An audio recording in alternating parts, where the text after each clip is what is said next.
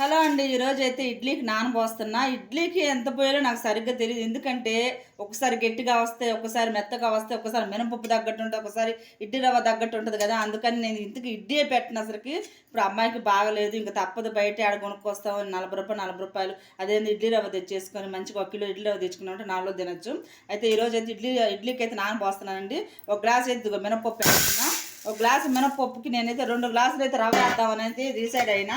మరి మీరైతే ఎన్ని గ్లాసులు వేస్తారో కామెంట్ సెక్షన్లో అయితే కామెంట్ పెట్టండి. ఒక గ్లాసుకి 2 గ్లాసులు రవ్వ అయితే వేస్తున్నా.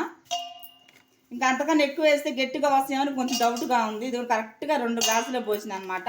మీరైతే ఒక గ్లాసుకి ఎన్ని గ్లాసులు రవ్వ వేస్తారో ఖచ్చితంగా కామెంట్ సెక్షన్లో కామెంట్ అయితే పెట్టండి. నాకు ఇడ్లీ సంగతి అసలు తెలియదు. దోశల కంటరా ఎట్టనే వేస్తాను అనమాట. దీంట్లో కాస్తంత మెంతులు కూడా వేస్తాను.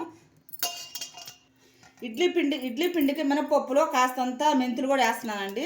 కొంచెం మెదుపు బాగుంటుందని కొద్దిగా అయితే మెంతులు వేస్తున్నా.